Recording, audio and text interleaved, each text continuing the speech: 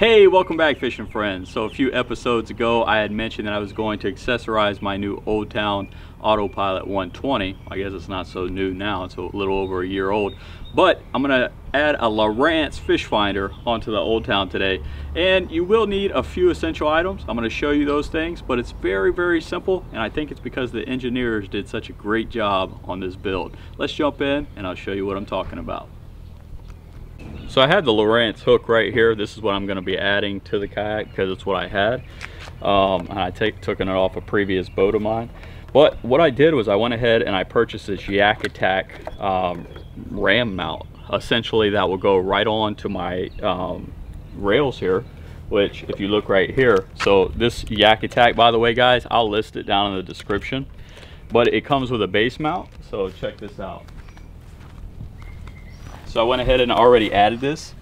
It screws right on. So you put it down in the port, push it here, screw it on. I didn't do that on camera because I figured y'all would be bored of that. You put that on just like that. So it just seats down. You could turn it, place it however you want, push this little lever, and it locks it in place. That baby's not going anywhere.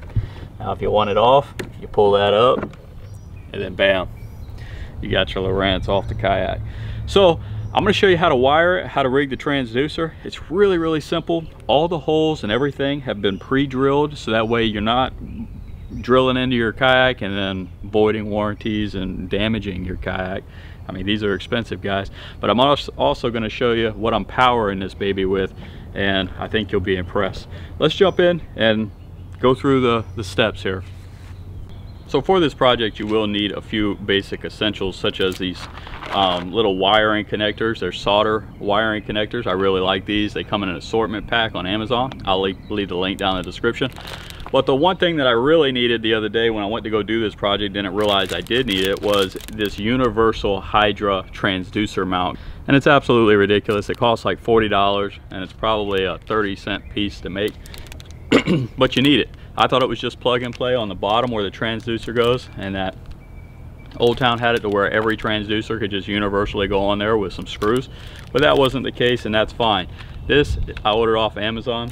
The other thing you'll need obviously is a Lowrance, and then power. So check out this. I got these little lithiums, and these are accessory batteries by Rebel. Absolutely light as a feather. This is a 12 amp hour, this is a 6. Cuts the weight in half. I'm probably going to put this little 6 in there because I think that's going to suffice. I mean, that's going to provide plenty of power for my accessories. When I'm out here, guys, and I'm going to use this Lowrance, it's probably going to be near the shipping channel or just deeper cuts when I'm targeting snapper and grouper and just deeper water fish, maybe even tarpon fishing. But these are the two options that they have. They're very affordable. Again, this thing probably weighs a pound, and this thing probably weighs half a pound. So if you want to save yourself a lot of hassles and headaches and just weight, this might be a good direction. I'll leave the link down in the description for you. All right, we installed our mount there. Let's go ahead and get to the bottom of this. So when you flip up the kayak here, you're going to notice that you have to remove this plate. This is your transducer plate that OldTown has already pre-made for you. And they're all just a couple Phillips screws. So very simple to take out.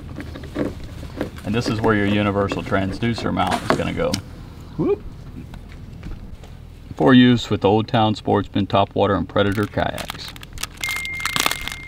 The instructions and all this good stuff. Let's take a look at what it suggests real quick. Has a mounting plate, left mounting arm, right mounting arm, stainless bolts, stainless nuts, rubber washers. Alright, so what I'm doing is just taking or removing the old bracket from this.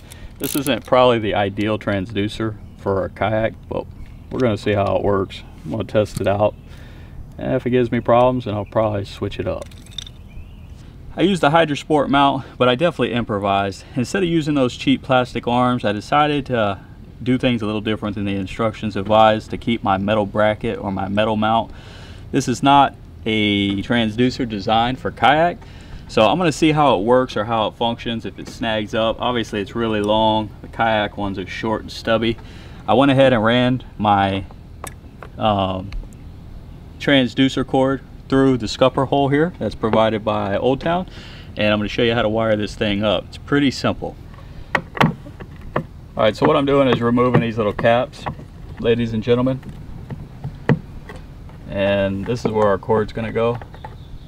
So again, OldTown has taken the liberty to pre-drill these holes for you so you don't have to. So one thing that they've made here, so up through this scupper plug, guys, there's a recessed spot behind the mounting plate of the trolling motor. This is where you're going to want to run your transducer cable up underneath this plate.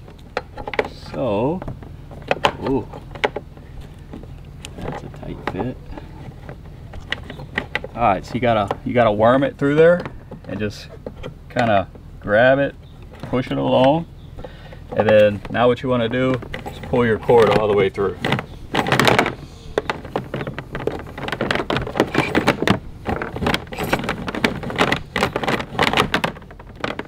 Now, what I'm going to do is I'm going to run it through this.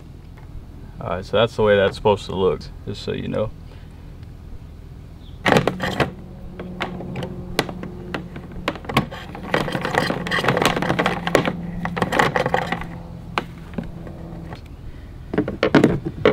I'll put my little plate back on here, guys, now that my wire's in here.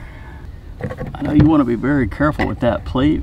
That plate is super sharp. This plate right here, you gotta watch out. The edges on that, guys, like razor blades.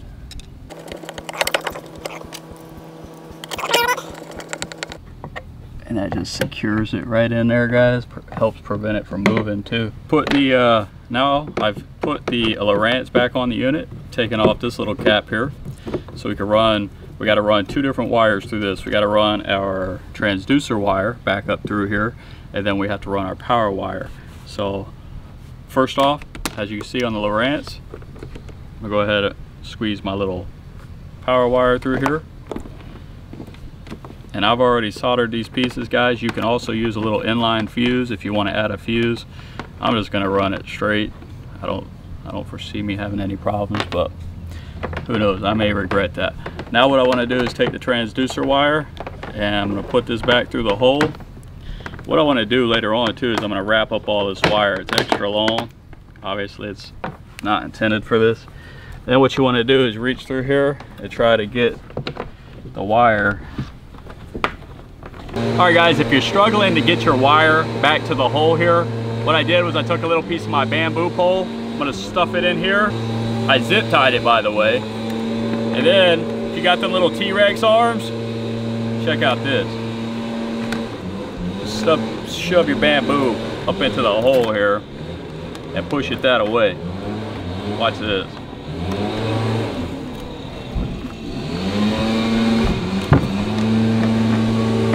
Alright, got my stick here.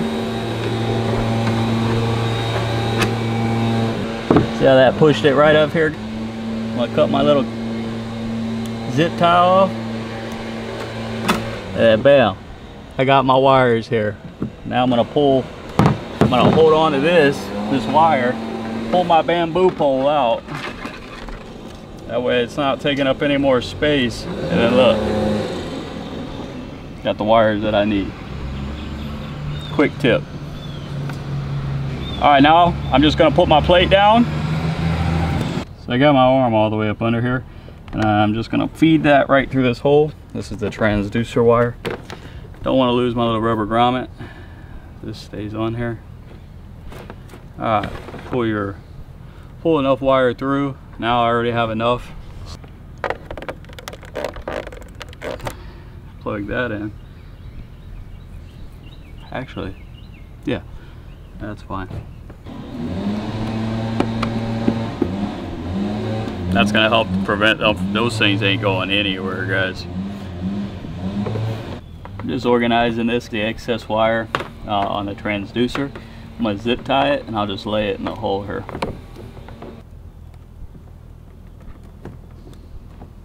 Not the prettiest, but at the end of the day, it's not something you're really gonna see anyway. So I zip tied my wires 1, 2, 3, just to keep it all clean. All right, moment of truth. Let's plug her in, see if we get power. So, got my 6 amp hour Rebel battery, lithium, light little thing. Got my positive lead. Hit that on there. Got my negative lead. Hit that on there. They pop right on. And then there's a little space down here that this battery will sit. And I think that's fine. I'm not going to secure it or anything. I like to take them out so I can charge them, have easy access to them. You can buy little kits that sit in there with them, but I think that's going to suffice. Let's turn this baby on and see if we got power. A moment of truth for real. Boom! Cool. Looks like we're operational. So now I just need to go out there and test this baby on some fish. But she looks good. All the wires are cleaned up. Lithium batteries running. It's ready to go fish. What do you think? Hey, if you like this video, hopefully it helped you. Maybe at least acquire the things that you need. Super simple process. Nothing extensive, no hole drilling.